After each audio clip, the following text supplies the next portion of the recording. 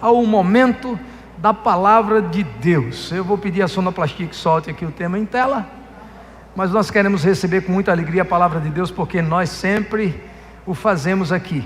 Se você está alegre porque Deus vai falar com você, nós vamos abrir um texto da palavra de Deus e vamos pedir a Deus que fale conosco. Então no 3 nós vamos celebrar. 1, 2, 3. Fala Deus conosco, nós temos sede de ouvir a tua voz. Tema da noite: Deus, por que é tão difícil de te entender? Eu estava com uma série de mensagens preparadas no Evangelho de João sobre as 5 visitas de Jesus a Jerusalém. E ontem de tarde eu refinei a primeira entrada de Jesus em Jerusalém, e tive um programa em casa, oriundo do meu aniversário com a minha família ainda, e fui dormir em paz achando que aquilo era o que nós íamos refletir. Mas 4 horas da manhã o Espírito de madrugadinha me acordou e disse: venha comigo que eu quero mudar a mensagem de hoje. E mudou tudo. Nós vamos estar refletindo sobre isso. Irmãos, estou sem um passador aqui. Se vocês puderem colocar no texto bíblico, podem colocar isso. Irmãos, eu duvido, se você já tiver um tempo de crente no Evangelho, que você nunca na sua vida, pelo menos uma vez, você já não se lamentou de uma certa dificuldade de entender o comportamento de Deus, a sua maneira de agir, a sua forma de ser. Lógico que existem motivos para que isso aconteça. Um deles é que nós servimos a um Deus que é transcendente.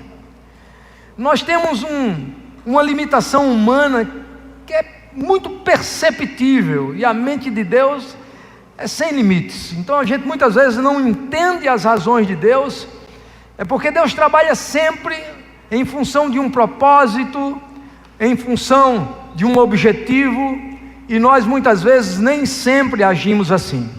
Nós vamos pescar um texto nessa noite de uma das biografias mais espetaculares que eu já li na minha vida, a biografia de Jó. Muitos conjecturam acerca de quem foi o escritor desse livro incomum. Obrigado, Cris. As mulheres sempre enxergam primeiro que os homens. Lá em casa é do mesmo jeito. Eu olho tudo, não vejo nada. A minha mulher diz assim: está ali. Eu brinco com ela que ela tem visão de raio-x. Então, irmãos, muitas pessoas especulam acerca de quem foi que escreveu o livro de Jó. Alguns dizem que foi Moisés por causa da contemporaneidade. Outras pessoas chegam a dizer que foi Salomão por causa da sabedoria literária da biografia de Jó e também do seu estilo poético. E ainda há alguém que diga que foi Eliú, um dos amigos de Jó, que escreveram essa biografia. Mas assim, eu sou extremamente apaixonado por biografias dentro dos estilos literários. Esse é um dos que eu mais gosto, porque quando você entra numa literatura de biografia, você tem a oportunidade de aprender de forma acelerada com os erros e com os acertos de personagens muito relevantes da humanidade. Ninguém faz biografia de um Zé Ninguém. As biografias sempre são escritas acerca de pessoas que foram definitivamente importantes no meio da sociedade, e eu sou apaixonado por biografias. Um outro dia estava lendo a biografia da esposa do Charlie Brown Jr., e quando eu vi aquele livro, Se Não For Você, Quem É Que Vai Me Fazer Feliz, eu fiquei pensando assim: para que eu vou ler a biografia da mulher de um ex-cantor secular? Gente, eu estava errado. Pense numa coisa rica, cheia de experiências que ela teve com a vida, e de todo o sofrimento que passou com aquele rapaz que saiu por causa do seu talento do nada e de repente se projetou vertiginosamente, e quando estava no auge, se deparou com um consumo de drogas e ficou refém do inimigo, não conseguiu sair daquela cilada. O livro de Jó é muito especial, um livro sapiencial, tem muita coisa para nos ensinar. E o texto de hoje é uma pergunta que Deus fez a ninguém menos do que Satanás. Olha que coisa interessante. Eu me lembro que nas minhas primeiras incursões pela Bíblia, novo convertido, quando eu li pela primeira vez o livro de Jó, eu fiquei pensando assim: ué, Deus ainda conversa com Satanás? Depois de toda a rebelião que ele fez nos céus, depois da expulsão, Deus, como é difícil de entender. Mas essas coisas acontecem justamente porque Deus não age como o homem. Quando alguém te faz o mal, você não quer mais ter relação com aquela pessoa. Ainda que você tenha liberado o perdão para ela, você diz assim: eu perdoo, mas ela lá e eu aqui. Eu não quero mais ter aliança com ela. E aí você vai ver Deus alinhavando um diálogo no começo do livro de Jó com aquele ser que se rebela com o próprio Deus. E ele pergunta a ele: você reparou em meu servo Jó? Eu fico, quando vejo essa pergunta feita por Deus a Satanás, me perguntando: Deus, o que você fez com essa pergunta? Porque a partir daí, toda a percepção e atenção de Satanás vão confrontar toda a vida de Jó com uma série de provações que sinceramente são incompreensíveis à natureza humana, quando em primeira instância, sem revelação divina, você quer entender porque Deus liberou aquele ataque. Quando eu estava lendo essa biografia nessa manhã, ainda de madrugada, eu me lembrei de um filme que eu tinha visto, na verdade um documentário, quando os Estados Unidos foram atacados no 11 de setembro, a nação convocou uma multidão de soldados para o combate àquele terrorismo que havia produzido um dos ataques mais inteligentes que já houve na humanidade. Porque, sob a ação de Satanás, eles conseguiram atacar os Estados Unidos com as próprias aeronaves dos Estados Unidos, porque infiltraram terroristas em voos comerciais, terroristas que foram infiltrados dentro dos Estados Unidos. Alguns deles não tinham curso para dirigir Boeing, mas fizeram cursos dentro da própria nação americana, foram preparados pelos americanos para aquela ação, e ninguém havia percebido o que ia acontecer. E no dia 11 de setembro, naquele dia fatídico, que várias aeronaves foram arremessadas sob todas os símbolos americanos, símbolo da prosperidade, as torres gêmeas, símbolo da proteção, o Pentágono, e tinha um outro avião que estava em voo para ser arremessado contra a Casa Branca, e esse avião infelizmente foi abatido no ar. Por isso que não teve aquele encontro terrível planejado contra a Casa Branca, mas foi um dos piores dias que essa humanidade já pôde vivenciar. Eu me lembro que o meu menino mais velho estava morando nos Estados Unidos, fazendo intercâmbio naquela época, e ele me ligou desesperado: pai, onde você está? Eu digo: estou no escritório. Ele disse: liga aí a televisão. Eu disse: para quê? Ele disse: os Estados Unidos estão sendo atacados. Eu disse: você está louco que os Estados Unidos estão sendo atacados? Os Estados Unidos têm um centro de defesa absolutamente impenetrável. Ele disse: papai, eu estou morando aqui, papai. Os Estados Unidos estão sendo atacados. Liga a televisão. Quando eu liguei a televisão, tinha entrado a primeira aeronave na primeira torre, e daqui a pouco entrou o segundo. Aquele filme mostrava um daqueles homens que tinham sido convocados para esse combate ferrenho contra o terrorismo, porque aquilo feriu os brios nacionalistas dos americanos. E toda a família falava do orgulho de ter o seu filho, inclusive ele já era casado, recém-casado, e estava saindo para o combate ao terrorismo. Todos eles falaram do orgulho de terem seu filho alistado, seu marido alistado para aquela guerra. Ele ia correr risco de vida, podia ir e não voltar, mas eles estavam orgulhosos. E eu fiz indutivamente uma comparação entre o que está acontecendo aqui com Jó, com aquele rapaz que estava sendo levantado pelo exército para defender a nação americana. Quando Deus diz para Satanás: você viu meu servo Jó, ele estava elevando Jó de uma condição de um crente comum, de um crente especial, é verdade, porque a Bíblia diz que ele era um homem crente, temente a Deus, que se desviava do mal, mas era um crente comum. Ninguém conhecia Jó na história da humanidade, e ele ia ser projetado como o primeiro homem que sozinho venceu Satanás e todas as hostes infernais.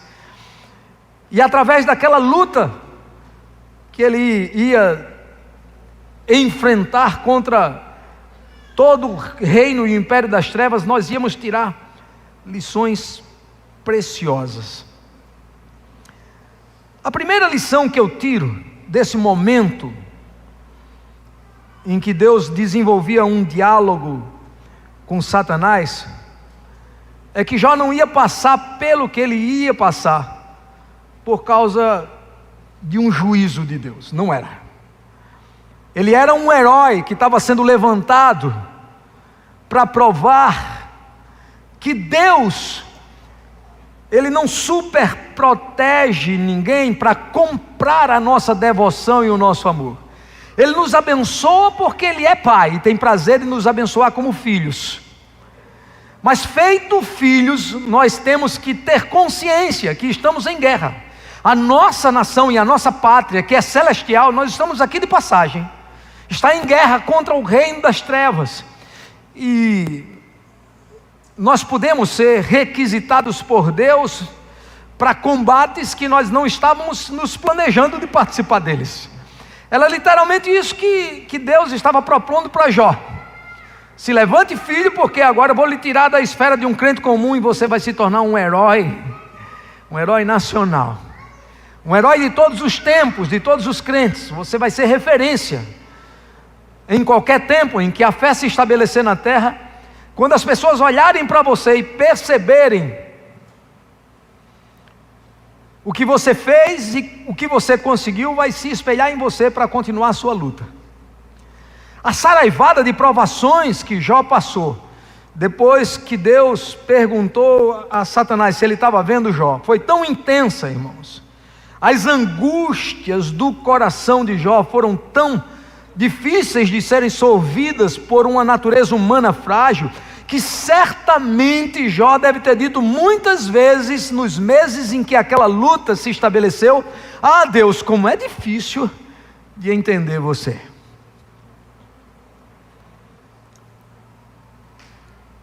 O negócio ficou tão assim difícil para Jó, que houve um momento, você vai encontrar isso em Jó 23:3, que parece que orações não estavam se vindo para Jó. Ele queria um encontro pessoal com Deus, e ele se lamenta de não saber onde Deus atende. Ele diz assim: ah, se eu soubesse onde poderia achar pessoalmente você, porque eu iria onde você estivesse, para diante de você defender a minha causa, para me livrar dessas acusações que eu estou recebendo dos meus amigos. A luta era tão intensa que ele parecia não estar tendo naquela relação da oração, que a gente entrega um pedido a Deus e muitas vezes a resposta não vem de imediato. Parecia não estar atendendo à demanda da urgência de Jó. E ele diz assim: se eu soubesse onde é o seu gabinete, eu ia marcar uma hora com a secretaria, e eu queria ter um encontro com você, porque face a face eu queria me defender. Algumas grandes revelações saem da biografia de Jó. Elas explodem diante dos nossos olhos de forma rica e intensa. A primeira delas é que, diferente dos homens, Deus não se aparta dos seus desafetos. Está ele lá conversando com Satanás. A segunda é que Satanás, mesmo tendo feito tudo o que fez e sendo expulso do céu, ainda é um vassalo de Deus, ainda presta contas a Deus. A terceira delas é que ele não age se Deus não permitir. Existe um filtro que impede a ação de Satanás contra nós. E é por isso, e esta é a causa de nós não termos sido ainda aniquilados do mundo. Quando você professa a fé em Jesus Cristo, o filtro da proteção se estabelece. É verdade que no caso de Jó, Deus deu permissão, mas Jó é um caso único na Bíblia. Aquela derrota que Deus impôs a Satanás com um homem só, derrota humilhante, porque sozinho ele venceu a Satanás e todos os demônios confederados, com toda a malignidade que ele produziu. Sob liberação de Deus, ele destruiu todo o patrimônio, toda a riqueza, toda a saúde, toda a família de Jó. Em fração de horas nós percebemos o poder da malignidade de Satanás. Não fora o filtro de Deus que nos protege e nos guarda de seus ataques, nós teríamos sido destruídos. Glória a Deus pelos filtros protetivos de Deus sobre nós. Eu descubro que Jó, como um crente, ele é conhecido de Deus. Essa percepção de que Deus nos acompanha a cada dia e conhece cada ação do meu dia é extremamente especial para mim. Tudo aquilo que você faz na direção de Deus, todo o trabalho, toda a ação de misericórdia, toda a ação de amor, a forma com que você trata seus parentes, a sua esposa, marido, mulher, pai com filho, tudo está sendo acompanhado por Deus. Percebe que o livro de Jó, a biografia de Jó já é aberta com ele dizendo: Jó era um homem de Uz, ele sabia onde ele morava. Deus sabe onde você mora, na rua em que você mora, Deus sabe a casa, o apartamento. A hora que você desliga a luz para ir dormir, a hora que você acende a luz para acordar. Ele diz: ele era um homem, ou ele é um homem íntegro, reto e que se desvia do mal. 3 virtudes relevantes de Jó, que estão inerentes à sua espiritualidade e ao seu caráter, são extremamente conhecidas de Deus. Você precisa polir as suas ações de cada dia. Deus está lhe vendo. Está lhe vendo para a sua aprovação ou para a sua reprovação. Depende como você se comporta. Depende como você se conduz. Eu descubro ainda com o biógrafo de Jó que o sofrimento refina a alma, que o sofrimento produz a necessidade de uma intensificação da nossa comunhão com Deus. Quando somos provados, ficamos mais crentes. E eu descubro com o biógrafo de Jó que há uma característica inerente à personalidade divina, que ele não está indiferente às nossas provações. Não está. Deus vê tudo que você está passando. Que pela graça, a nossa relação com Ele nos capacita a vencer qualquer prova. Você não precisa se preparar para provas que possam um dia visitar você. Na unção e na força de Deus, você consegue passar. Eu percebo inclusive que muitas das provações que eu próprio passei tão anestesiado pela graça e pelo poder de Deus, que nem senti as dores daquela provação. E algumas provações que eu cheguei a sentir muitas dores, eu também senti muita graça, favor e o frescor da presença de Deus habitando dentro de mim, me dando força para continuar vencendo.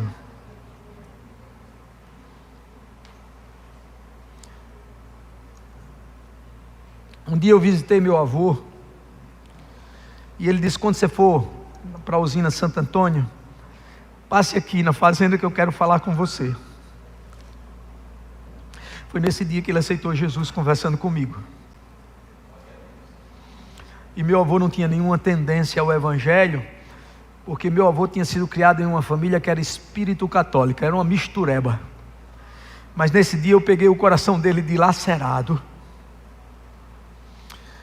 porque um dos seus filhos havia cometido um erro, pediu a ele para assinar um contrato bancário para financiamento de adubos para uma das suas fazendas, e ele foi com ele para assinar esse financiamento, e ele percebeu que pelo contrato ser no cartório não tinha nada a ver com o banco. O filho estava passando antes da sua morte a fazenda para o seu nome. E quando eu cheguei naquele dia na casa de vovô, o vovô disse assim: meu filho, e começou a chorar. Você não sabe a dor que eu passei essa semana. E ele contou aquilo. Nunca tive coragem de contar isso para meu pai da forma que aconteceu. Aliás, em público é a primeira vez que eu estou contando, porque o Espírito Santo está me fazendo compartilhar isso, talvez para que você compreenda que as suas dores não são maiores do que as dores de outros pais. Ele disse assim: quando eu percebi que ele estava me enganando, que não era um contrato de financiamento de adubo, era a venda da fazenda, eu fiquei pensando assim: e os outros filhos meus, eu nem morri, ele está fazendo isso comigo. Foi como se ele tivesse me enterrado vivo. E naquele dia eu pude orar com meu avô e conversar bastante. Eu ia na usina naquele dia, nem fui mais. E daquele dia eu guardo uma marca, porque quando eu estava saindo da casa dele, ele se abraçou comigo e ele disse assim: quando você chegou eu estava com o coração dilacerado, mas depois que você fez aquela oração, eu senti uma paz tão grande envolver a minha alma, que só pode ser a própria presença de Deus me dando força. Deus é esse ser transcendente, que quando você evoca Ele nas suas maiores provações, Ele desce do seu trono e se irmana com você para passar as provas junto com você. Provas que humanamente ninguém iria conseguir vencer, com Deus passando do lado, fica fácil. Eu percebo também na biografia de Jó que há farta recompensa para aqueles que resistem às provações e guardam por esses processos de dificuldade a sua fé em Deus. Jó começa o livro perdendo coisas em uma velocidade muito profunda.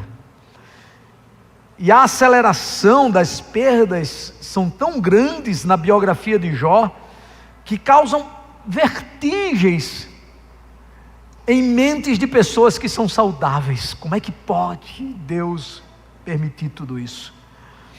Mas lá pelas tantas, ele próprio, Jó, é como se Jó dissesse assim: fique calmo, meu filho, eu sei que você está aí com as suas emoções aos frangalhos, de ver que Deus permitiu tudo isso, mas para mim está sendo bom, porque antes delas acontecerem, eu conhecia Deus só de ouvir falar, mas agora os meus olhos o veem. É Jó quem diz para mim, na sua biografia, se desconcerta a sua alma, se você pergunta para Deus: Deus, eu não consigo te compreender, como é que você permite isso na vida de Jó? É o próprio Jó que está dizendo: calma, não desvaneça nas suas emoções, doeu, está doendo, mas está gostoso, porque as experiências que eu tenho tido com Ele têm produzido consolo na minha alma.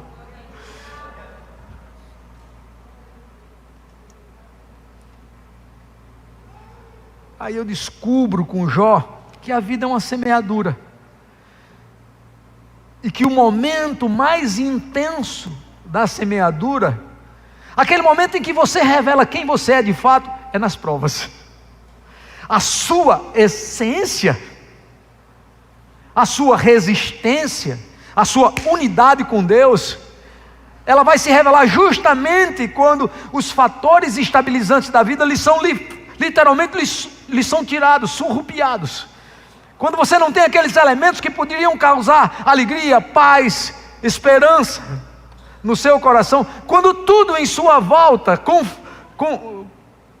converge para que você se desespere, para que você desista, para que você se dobre e você continua amando a Deus, apaixonado por Ele, continua resistindo, é nessas horas que você percebe que as semeaduras que você está fazendo ali vai gerar árvores muito frondosas e frutíferas. Eu entro no pomar da biografia de Jó e me alimento de muitos frutos. Aliás, eu quero compartilhar com vocês que muitas vezes o que me sustentou firme na fé foram visitas feitas ao livro de Jó. Atravessando provações difíceis, eu abria Jó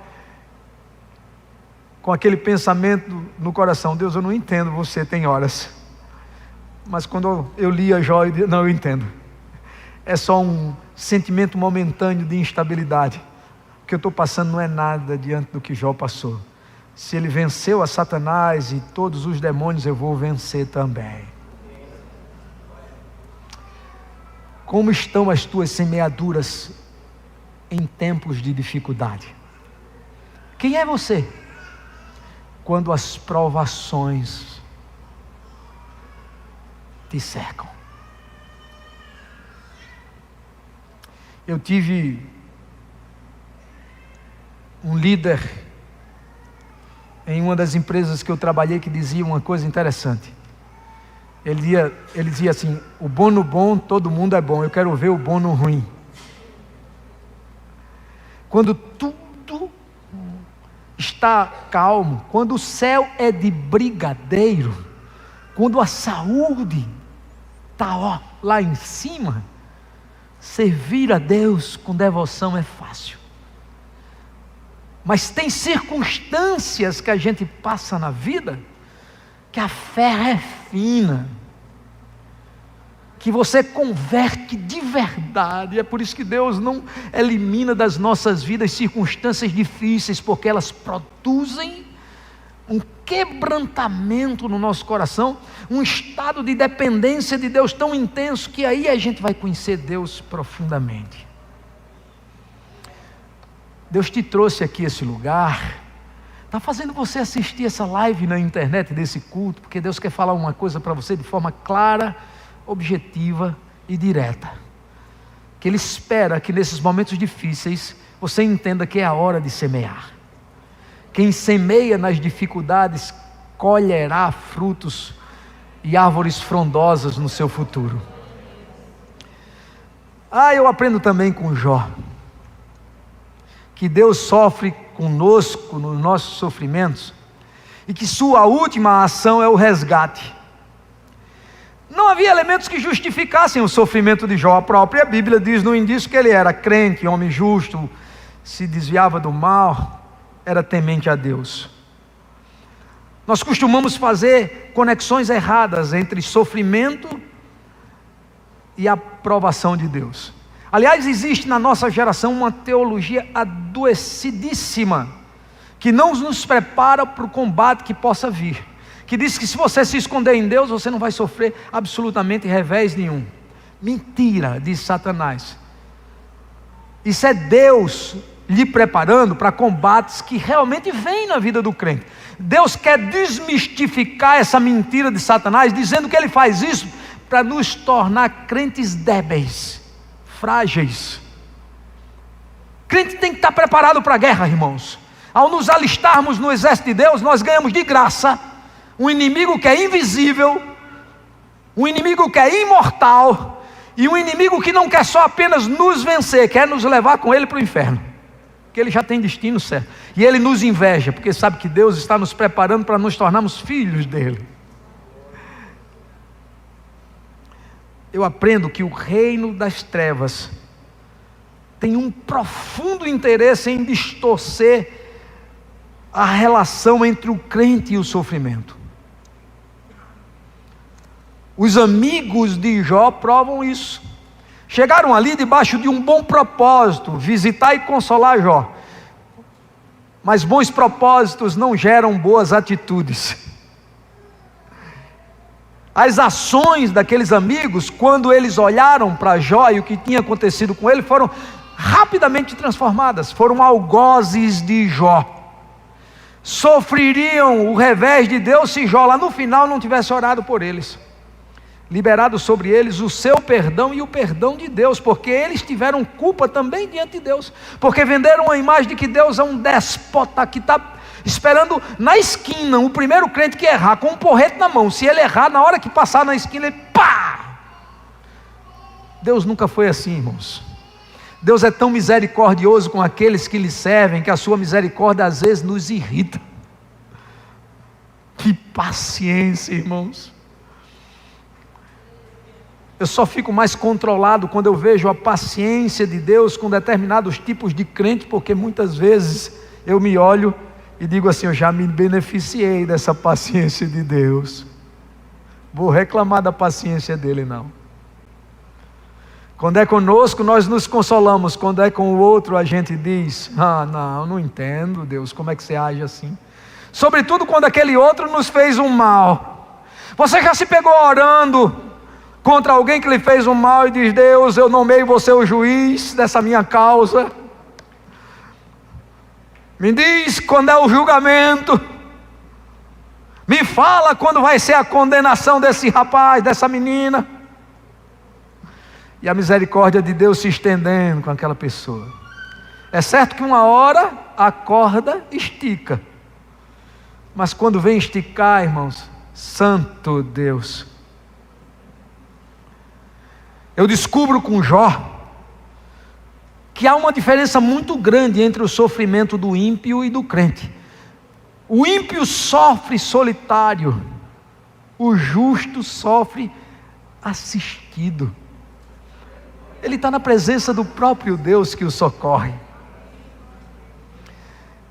Um dia, o imperador de uma nação fez uma estátua de 47 metros na Babilônia, 2,7 metros de diâmetro, de ouro. Estava tão envaidecido, e a cultura naquela região era de divinizar o imperador, o monarca, o faraó. Isso estava tão disseminado que no auge do seu governo ele fez essa estátua e queria que os 3 amigos de Daniel se ajoelhassem adorando aquela estátua, como se ele fora o próprio Deus. Ananias, Misael e Azarias compareceram diante daquele monarca e disse: monarca, nós fomos chamados até a ti para darmos conta de por que nós não nos ajoelhamos diante da sua estátua, porque existe um edito real que determina que quem não se ajoelhar vai ser lançado numa fornalha de fogo ardente. Pois eu quero te dizer que nós não vamos nos ajoelhar diante dela, porque na nossa concepção é mais importante obedecer a Deus do que a você.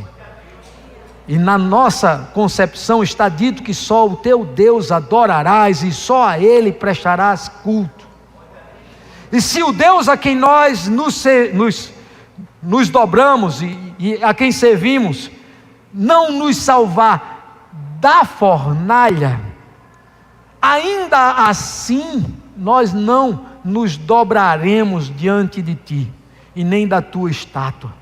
Nós vamos continuar sendo fiel a Ele. Era como se eles tivessem dito: se Deus não nos livra da fornalha, nos livra na fornalha. Por conta disso eles foram condenados e foram lançados literalmente naquela fornalha. O monarca mandou aquecer o fogo muitas vezes mais. Eu já trabalhei em usina, irmãos. Quando o operador de caldeira ia abrir a portinhola da caldeira, o bafo de fogo que saía era tão grande que ele tinha que abrir com uma vara de ferro a 5, 7 metros de distância. Porque se ele abrisse mais próximo, quando a labareda viesse, ia literalmente matar ele. Foi o que aconteceu com quem foi jogar aqueles 3 meninos crentes na fornalha. Deus não livrou os meninos da provação. O homem que jogou eles na fornalha foi morto, do bafo que saiu da fornalha tão aquecida que ela estava. Mas se Deus não livrou os meninos da fornalha, Deus entrou na fornalha com eles. Quando Deus não te livra da provação, da tribulação, quando Deus não te livra das dificuldades, Deus entra nela com vocês. Eu aprendo isso na biografia de Jó. Nós nunca seremos solitários. Jó nunca esteve solitário. Às vezes Deus fica em silêncio e a gente pensa que Ele não está nos assistindo, mas Ele está literalmente do nosso lado todos os dias. No outro dia o faraó disse: coitado dos meninos, viraram cinza. E quando foi ver, percebeu que os 3 não eram mais 3, eram 4.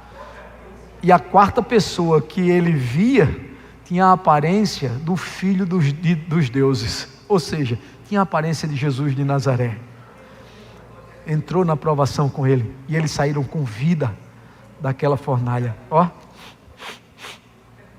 nem sentia o cheiro de fumaça. Eram para sair carbonizados. Frutificaram, semearam uma semente de fé que ainda hoje, milhares de anos depois, nós estamos falando da história daqueles meninos para estimular a sua e a minha fé. Não reclame das provações que você passa. Elas são uma grande oportunidade de Deus de elevar a tua plataforma de experiência, de conhecimento e de intimidade com Deus. Quando Deus nos deixou a biografia de Jó, Ele nos faz lembrar que no meio das tribulações, como disse o salmista Davi, no Salmo 46:1, Ele é nosso refúgio e fortaleza, socorro bem presente na hora da angústia. O que você faz quando está doente? Corre para uma farmácia, angustiado, atribulado, passando problemas, muitas vezes no lugar de correr para a farmácia, entendendo que o problema era espiritual, eu corri para o Salmo 46, e eu disse: Deus, cumpre o que Davi me ensinou aqui, Tu és o meu refúgio, a minha fortaleza, me visita no dia da angústia. Perceba o tempo do verbo, está no presente do indicativo. Isso revela que em qualquer momento que você recitar esse versículo, vai te alcançar aquela promessa para aquele dia. Ele é, Ele não será.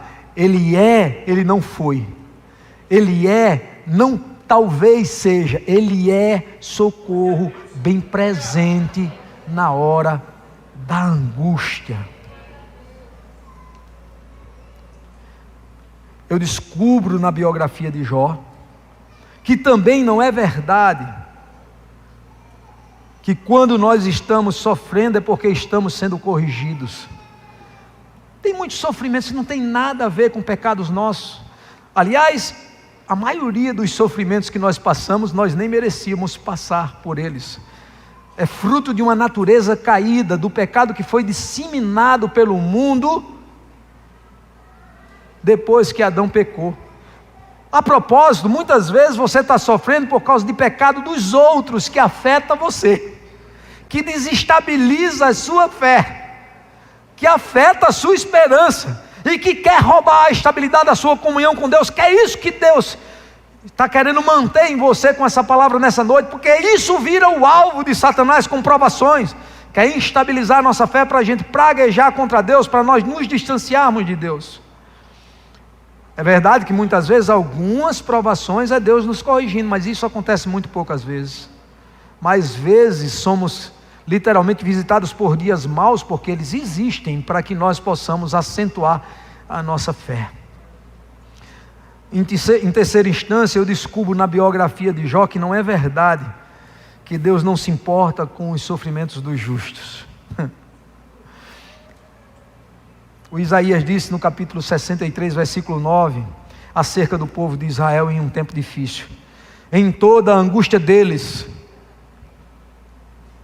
também ele se angustiava. Cada angústia de um crente é uma angústia de Deus. Quer saber como funciona isso? Você que é pai sabe. Eu muitas vezes já fiz orações assim: Deus, eu estou vendo um filho, uma filha sofrendo, tira esse sofrimento dela, coloca dentro de mim, que eu tenho estrutura para suportar. Eu não quero ver meu filho sofrendo. Quando eu era criança, eu devia ter uns 10 anos, eu peguei febre, tifo, e o médico diagnosticou como se fosse hepatite e começou a passar remédios errados. Eu embiquei naquela enfermidade, eu quase morri. E teve dia que eu cheguei a passar dias desacordado dos choques que aqueles medicamentos provocavam em uma enfermidade que não era aquela. E um dia, entre acordado e desacordado, meu avô tinha uma casa na Pajuçara, eu lembro. Meu pai voltou da usina e eram 19 horas, 19h30 quando ele chegou.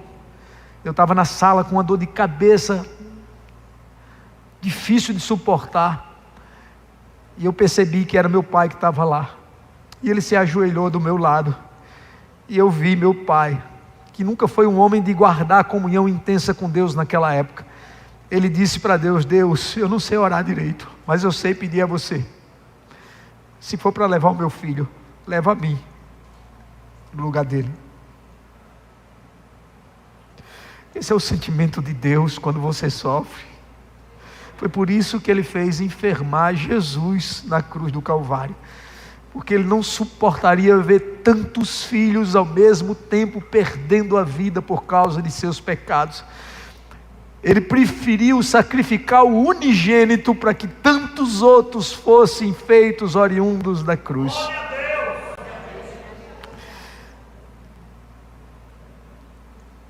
No Salmo de número 56, versículo 8, Davi está na terra dos filisteus e de lá emerge declarações importantes. Foi um momento tão delicado da vida de Davi, porque ele não sabia onde se esconder. Saul já tinha perseguido ele por tudo quanto é lugar, e ele teve uma ideia: ele não vai me procurar na terra dos filisteus, porque ele sabe que eu venci Golias, e lá eu sou desafeto de toda a população nacional.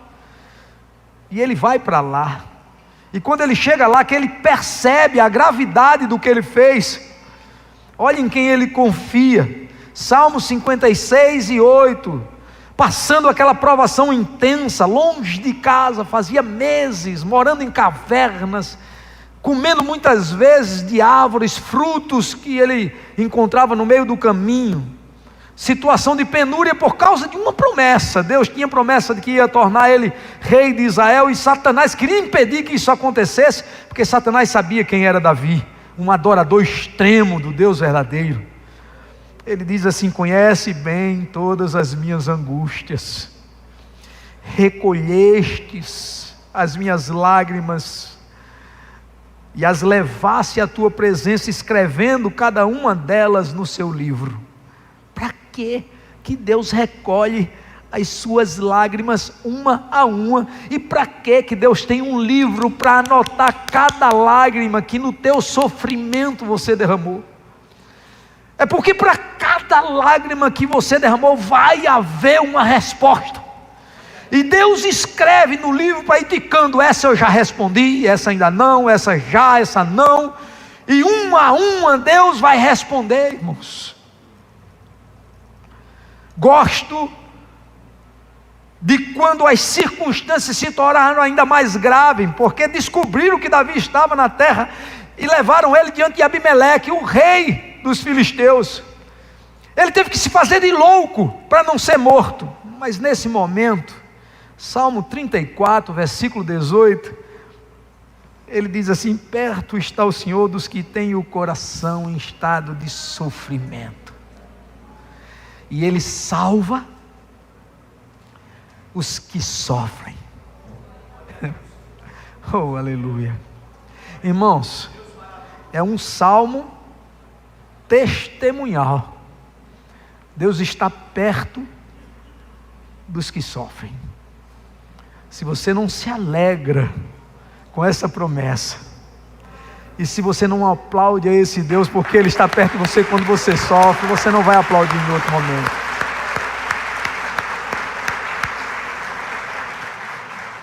Apóstolo Paulo, em Hebreus 4:15, ele diz que nós temos um sumo sacerdote, Jesus Cristo, que veio à terra vivendo todas as limitações que nós vivemos, e Ele sabe o que é padecer, e se compadece de nós, porque em tudo foi tentado, mas venceu a tudo e a todos sem pecado, e está lá, à direita do Pai, pronto a nos socorrer. Irmãos, que reforço nós ganhamos!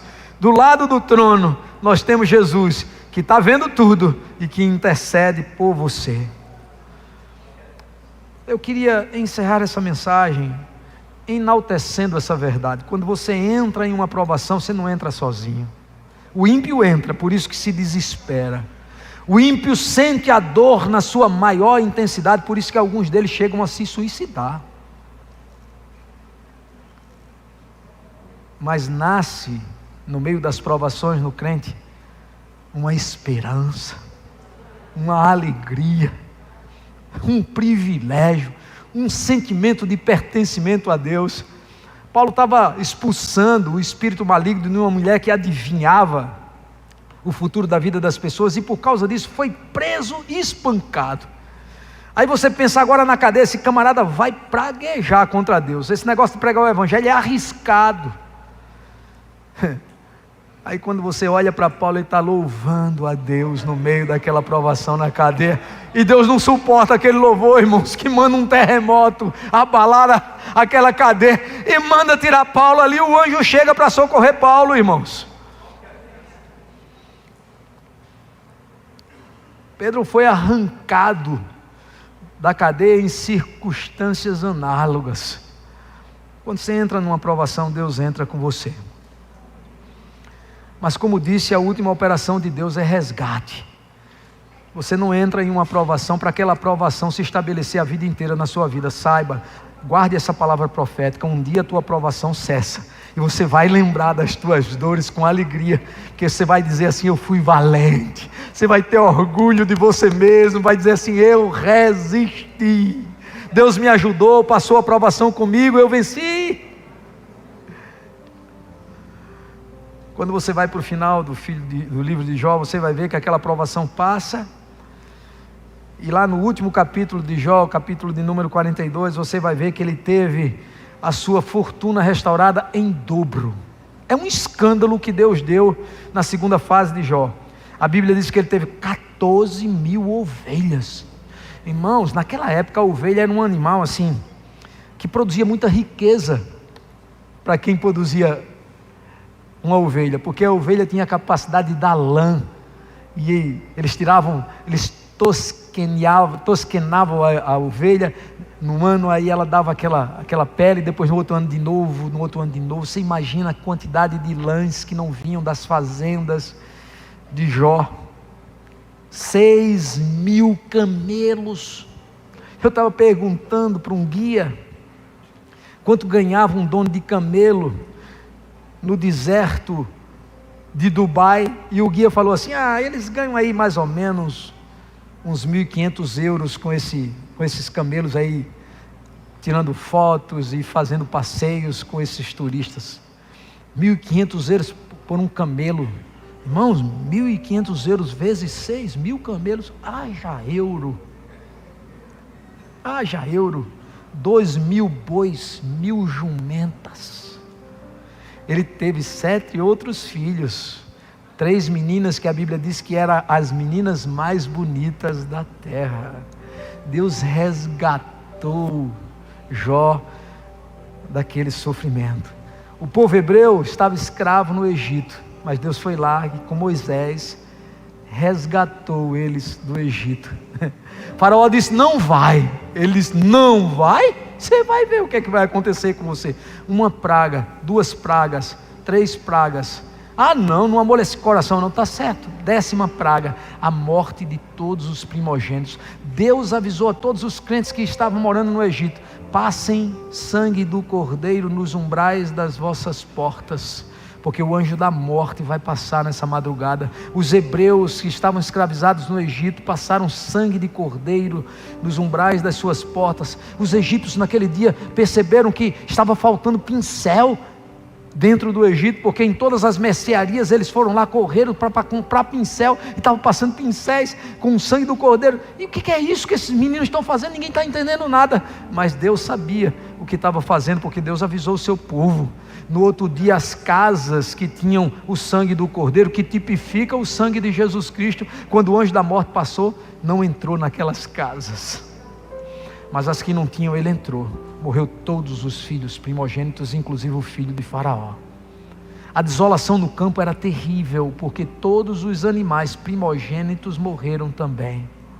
Faraó botou a mão na cabeça naquele dia e disse: não, deixa Deus resgatar o seu povo. E deixou Moisés ir com os hebreus. A última ação de Deus é o resgate. Quando Jesus foi à cruz, foi morto, o mundo ficou em apenso. A grande pergunta é: e agora?